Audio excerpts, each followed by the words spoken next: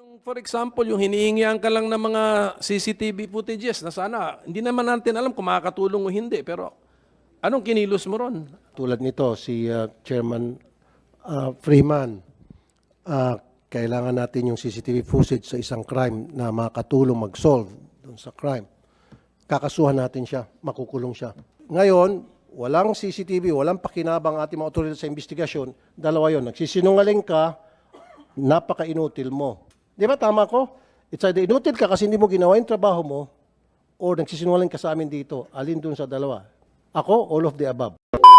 Morning, Your Honor. Bali, wala po kaming nakuhang CCTV footage dun sa mismong barangay, sir. Kasi sinabi, according sa mga pulis natin na pumunta, sir, sira na daw po yung CCTV, sir. Sira. Yes, sir. Mayor, Kapitan, sira Opo, talaga? Your Honor, sira po yung monitor lang. Monitor lang. Pero nung kwan po, bumalik po sila, kumuha po sila ng monitor, yung mga pulis. Nung tapos na po, sabi po sa akin na hindi po daw updated yung date, time at yung year po. Kaya pumunta po sila sa kabilang barangay, same street po. Doon po yata sila nakakuha ng CCTV footage po sa barangay po nakatabi ko, Your Honor. Bakit hindi updated yung kwan mo? Hindi ko po alam, Your Honor. Basta PNP, walang dinelete doon na portion? Wala po, sir. Wala. Wala pong nakuha, Your Honor. Wala talaga nakuha. Yes, Your Honor. Sa Centro 7 na po kami nakakuha ng footage, Your Honor. Oh, bakit, Kapitan? Sa kabilang barangay, nakakuha sila. Tapos sa barangay mo, hindi sila nakakuha. Ano nangyari sa CCTV mo? Yun nga po, Your Honor, sira daw po yung... Ano sira daw po? Yung date po, Ikaw ang kapitan, ikaw nakakaalam kung sira o hindi. Sira, hindi. Yung CCTV mo. Hindi po daw updated yung date saka yung year po, saka yung time. Hindi. Hindi po update. Hindi up to date. Oh. Pero wala talaga daw sila nakuha. Meaning, pag sinabi niyong wala nakuha, walang laman. Yes, Your Honor. Pero meron pong nagpa-blatter po yung may nagpa-blatter na dalawang barangay staff sa aming police station, sir, Your Honor. Na sila po yung naka-duty ng barangay na yun. Tapos, ang nasabi nila dito, sir, when, sir, aggangana eta CCTV mi. Yun yung sabi nila, sir, na in which sa Tagalog, sir, opo, sir, gumagana po yung CCTV namin, sir. Oh, gumagana. Hindi, bakit wala kayo nakuha? Ang sabi nila, sir, na kay Kapitan daw po yung password ng ano, sir, ng CCTV, sir. Na kay Kapitan. Yes, sir. Kapitan. Mr. Chair, Yes. pwede makasingit. Yes, Senator Tolpo, go ahead. I have so many experiences tulad sa ganitong kaso na kung saan kapag kakailanganin na po yung CCTV footage, kailangan gamitin sa isang crime na may nangyari, nabubura. Kaya nga doon sa batas na pinapasa ko, kapag halimbawa tulad nito si Chairman Freeman, kailangan natin yung CCTV footage sa isang crime na makakatulong mag-solve doon sa crime. Kakasuhan natin siya, makukulong siya. Yun yung pinopropose ko sa bill ko. Kasi very clear na binura nila yon. Yes. May lumapit sa kanya o sa kanila, inarbor yung yung laman ng CCTV at binura. Yun lang yun eh. Kasi sabi nila may laman daw, okay daw, di ba? Sabi nung nakausap ng pulis natin. And then pagdating kay chairman, burado na. So doon sa bill na pinafile ko, si chairman makukulong. Thank you. Thank you for that bill, Your Honor, Senator Tolpo. Your Honor. Yes, Senator Pimentel. Thank you, Your Honor. And I can testify, Your Honor, na gumagana talaga yung CCTV kasi si Kapitan po, pinaglagyan po niya ng CCTV mismo sa tapat ng gate namin. So nakikita kong gumagana yon.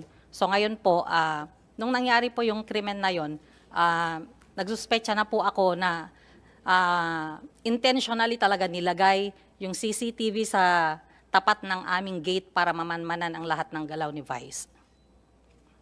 Tapat ng gate ninyo. Opo, Your Honor. Mr. Chair, pwede Yes, go ahead. singit.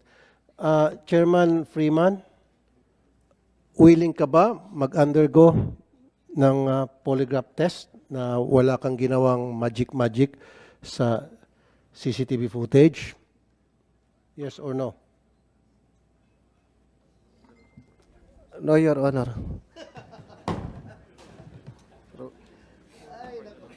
Alam na this, sabi pa nila. Mag-file na lang po sa court, Ano po? Your Honor. Bakit no? Gusto ko lang malaman. Curious lang kami. Although karapatan mo yan, kasi wala namang pilitan, voluntary ito, at hindi naman tatanggapin din sa korte yung resulta ng polygraph test. Gusto ko lang malaman, curious lang ako, bakit? Kasi usually kapag ikaw ay malinis ang konsensya mo at gusto mong makatulong para mapaayos yung imahe mo, ay kung talagang inosente ka, mag-oo ka, di ba? Parang ako, kung wala akong kasalanan, gusto ko malaman ng buong mundo, malinis ako, I will submit myself to a polygraph test. Ikaw, ayaw mo. Bakit?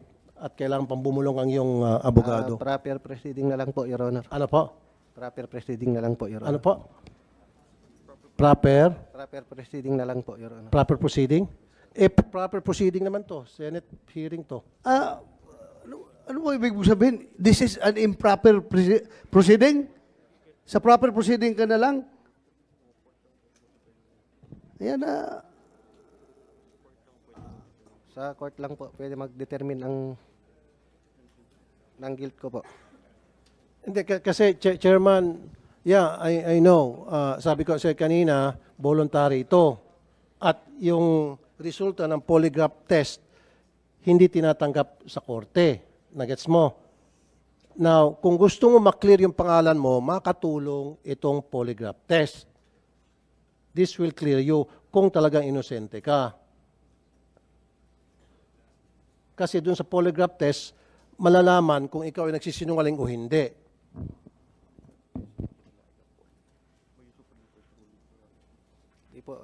Hindi po reliable yung kwan po. Ano po? Hello. Hello. Sige po.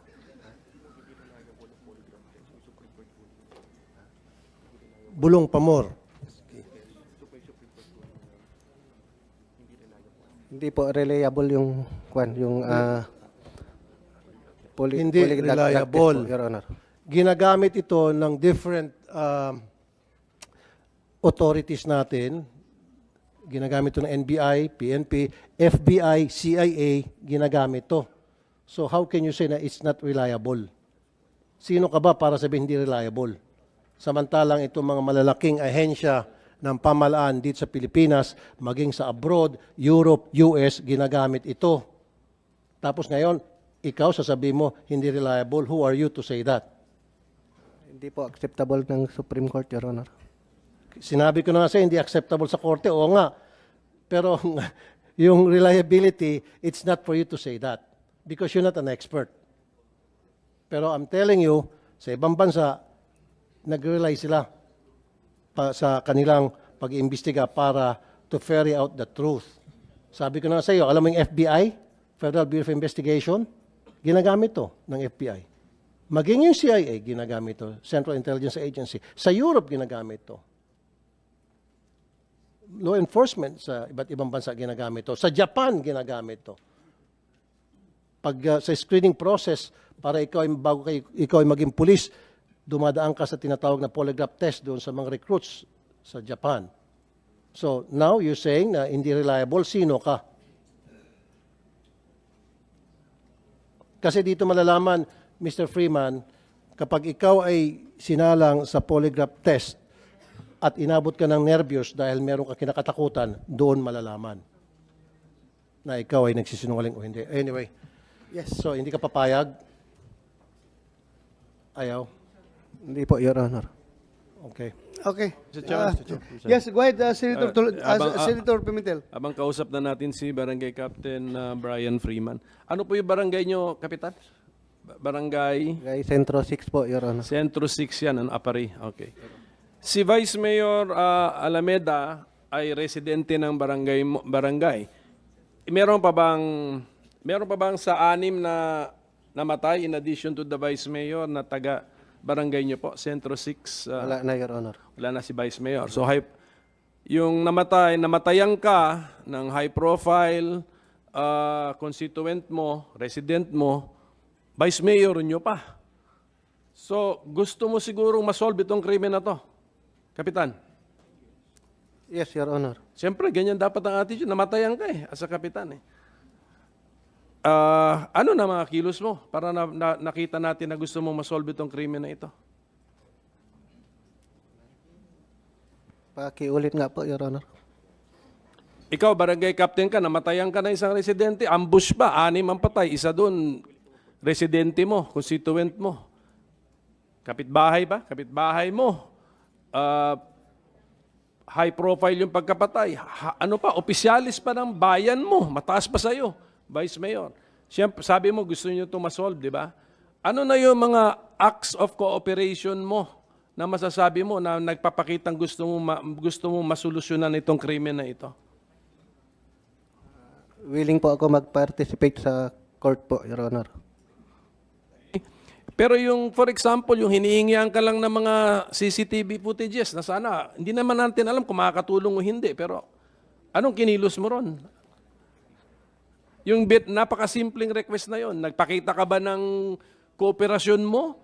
Na, o sige, tignan natin yung CCTV, baka may maitulong na footage doon para masolve itong krimen na ito. Ginawa mo ba yon? Opo, Your Honor. Okay. Oo. Pero hindi mo alam, no? Hindi mo alam kung sira, kung may footage o wala. Opo, hindi ko po alam na sira po, Your Honor. Hanggang ngayon nga, parang lito ka pa rin. Kung sira o hindi, may footage o wala, hindi mo alam, di ba? Hanggang ngayon, hindi mo Meron, alam. Your Honor, pero hindi po daw updated yung time, date, saka yung year po, Your Honor. Yun po ang sabi ni yung 2 pulis na pumunta po sa barangay ko, Your Honor. Oh, ibig sabihin lang, siguro ang pagkaintindi ko, Mr. Chairman, siguro yung footage, wala yung time stamp or date stamp doon. Hindi tama, pero Opo, Your Honor. so wala na kayong effort malaman kung kailan ito. Ito yung last week, ito yung last month, ito yung kahapon, ito yung ngayon. Wala na kayong effort na gano'n dahil lang sa walang time stamp or date stamp. Wala na, give up na. Ganun lang. Hindi na po bumalik yung mga kapulisan po natin, Your Honor. Pumunta na po sa kabilang barangay. Nga, sila yon. Pero ikaw, akala ko gusto mo masolve tong krimen na to. Wala nang effort pagkatapos nun. Hindi naman na bumalik yung mga kapulisan. So nakadepende nga sa kagustuhan din nila masolve ito. So parang hindi ka excited na masolve ito kasi kung ikaw ang kapitan, namatayan ka kapitbahay mo, vice mayor mo pa. Hindi ba proud ang barangay mo na sa'yo nakatira ang vice mayor ng bayan mo? Di ba? Proud kayo? Yes, Your Honor. Oh. Pinatay. Then yun lang, reactive ka lang. Humingi ang polis, hindi na bumalik ang polis, hindi ka na rin interesado na tulungan, masolusyonan ang krimen. Mr. Chairman, parang napaka-passive ng ating kapitan sa Centro 6 Apari, Cagayan. Kasi yung I'm sure highest ranking na niya yun highest ranking local government official na nasa barangay niya. Price possession mo nga yun price resident mo nga yun Di ba? Kung pinatay yun, di siyempre, exert all effort ka, matulungan yung pamilya, constituents mo. Well, anyway, nakita po natin the passivity of our barangay captain. Thank you po, Mr. Chairman. Mr. Chair, pwede Yes, mo masingit? Isang tanong lang. Go ahead, Senator Tolpo. Mr. Chair, balik lang kay Barangay Chairman. Sino pong responsible sa pag-maintain ng CCTV ninyo sa barangay? At gaano po kadalas ninyo tinitingnan kung okay ba yung inyong CCTV, kung okay ba at gumagana? Sino po yon?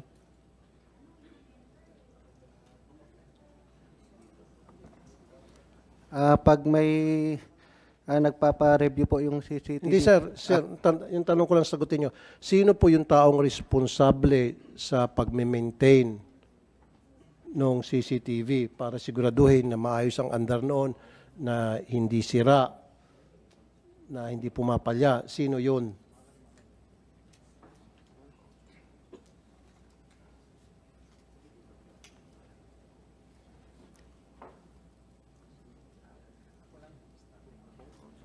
Buong konsil po, Your Honor. Sino po? Buong konsil po. Hindi, isang tao lang po yun. Hindi naman pwede lahat kayo, 10. Tapos lahat kayo nag-maintain ng camera, niloloko mo naman kami. Isang tao lang yan. Sino po yung nag-maintain?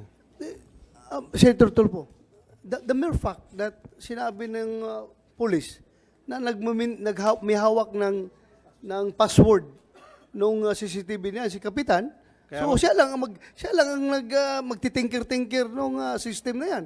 Kasi siya lang may hawak ng password. I'm leading to that sana. Kasi narinig ko ang sinabi ng PNP natin. Nabubulo na nga siya, hindi niya masagot eh. So, i-shortcut na natin. So, ikaw yung responsible na yon. Tama. So, dalawa lang ibig sabihin nito. Inutil ka o sinungaling ka. Hindi nga, dalawa lang. Kasi Hindi po ako inutil sinungaling. ka, so hindi mo na-maintain. Kasi kung na-maintain mo yun, tamang maintenance dyan, at on a regular basis, sinisiguro mo na maayos ang andar, then hindi ka inutil. Ginagawa mong trabaho mo. Okay?